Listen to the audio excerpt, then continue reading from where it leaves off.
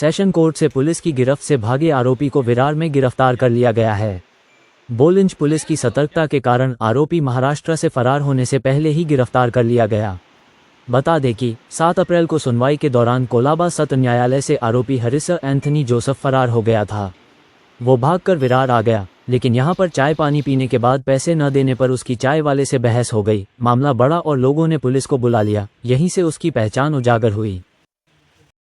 आज सकाळी 9च्या सुमारास साधारणतः बोळिंज पोलीस स्टेशनच्या हद्दीमध्ये जे महानगरपालिकेचे प्रभाग समिती कार्यालय आहे त्याच्यासमोर एक चहाची टपरी आहे। त्या ठिकाणी एक व्यक्ती गोंधळ घालत असल्याबाबतचे आमचे जे पेट्रोलिंग करणारे बीट मार्शल आहेत यांना ज्यावेळेस ते दिसलं तर त्यांनी तात्काळ तिथे हस्तक्षेप करून त्या व्यक्तीला बाजूला केलं।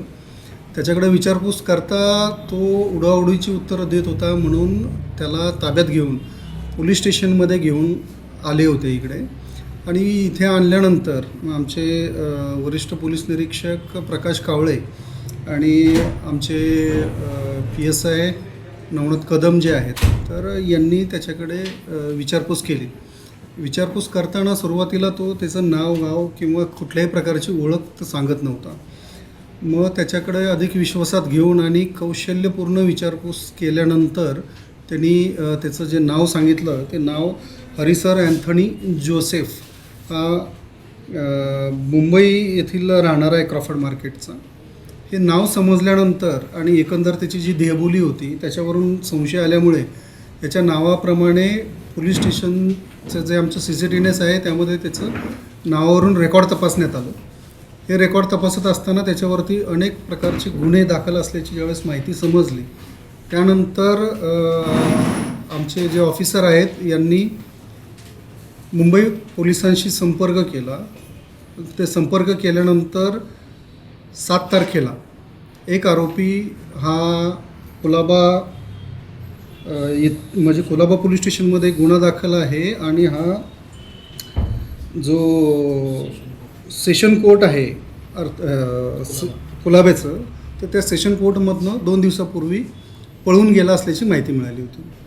मग यावरून मुंबई पोलिसांनी त्याच्या शोधासाठी सर्वत्र ज्या सूचना पाठवल्या होत्या किंवा जे सर्वत्र माहिती त्याची वितरित केली होती त्या माहितीची आम्ही खातरजमा केली आणि मुंबई पोलिसांकडे त्याला व्हिडिओ कॉल करून आणि त्याचे फोटोग्राफ पाठवून तो व्यक्ती पळून गेलेला व्यक्तीच आहे याबद्दल खातरजमा करण्यात आली आणि त्या व्यक्तीला ताब्यात घेऊन मुंबई पोलिसांना तसं सूचना देण्यात आलेली आहे। सर, या गुन्ह्यामध्ये जो आरोपी पळाला होता ते नेमका काय गुन्हा होता, गुन्ह्याचं स्वरूप काय होतं आणि कशा गुन्ह्यामध्ये अटक केलं होतं? हा जो आरोपी आहे ह्या आरोपीवरती MRA मार्ग पोलीस स्टेशनमध्ये 2024मध्ये CR नंबर 75/24 याप्रमाणे गुन्हा दाखल होता। यामध्ये भारतीय दंड संहिता कलम 307, 504, 506 आणि 34 याप्रमाणे तो गंभीर स्वरूपाचा गुन्हा होता। यामध्ये तो आर्थर रोड तुरुंगामध्ये जेलबंदी होता आणि सुनावणीसाठी त्याला कोलाबा येथील सत्र न्यायालयामध्ये घेऊन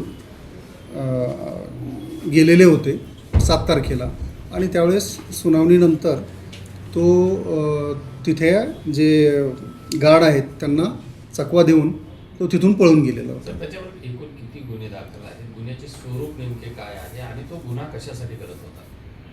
हा मुळात चोरी घरफोडी करणारा सराईत गुन्हेगार आहे। याच्यावरती लहान मुलांमध्ये पोक्सो अंतर्गत देखील गुन्हे आहेत आणि शरीराविरुद्धचे म्हणजे 307 सारखे सुद्धा गंभीर असे गुन्हे याच्यावरती दाखल आहेत। विशेष म्हणजे अगदी सराईत आणि क्रूर पद्धतीचा असा हा आरोपी आहे। या आरोपीचं विशेषतः म्हणजे या आरोपीला 2007 पासून आत्तापर्यंत साधारणतः याच्यावरती 18 गुन्हे दाखल आहेत। 20 गुन्हे याच्यावरती दाखल आहेत आताचे लेटेस्ट सगळे एकत्र करून। आत्तापर्यंत 4 वेळेस 2007, 2012, 2019 आणि 2022 असे 4 वेळेस या व्यक्तीला तडीपार करण्यात आलेला आहे। 4 वेळेस या व्यक्तीला तडीपार करण्यात आलेला आहे. म्हणजे तो हार्डकोर असा क्रिमिनल आहे आणि अगदी कौशल्यपूर्ण आमचे जे ऑफिसर आहेत यांनी म्हणजे त्याच्याकडे विचारपूस करून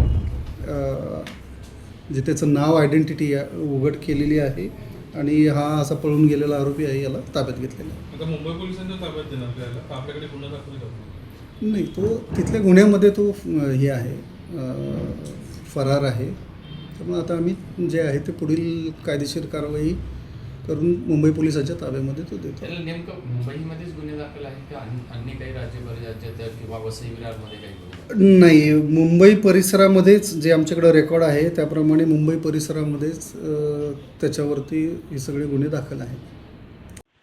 बीट मार्शल दिनेश सनप और सुरक्षा गार्ड अक्षय देसाई ने उसे शक के आधार पर हिरासत में लिया और पूछताछ के दौरान उसने बताया कि वो कोर्ट से भागा हुआ मुजरिम है जो हाफ मर्डर केस में जुर्म में आर्थर रोड जेल में बंद था और जब उसे पेशी के लिए कोर्ट लाया गया तो वो वहां से पुलिस की आंख में धूल झोंककर फरार हो गया था।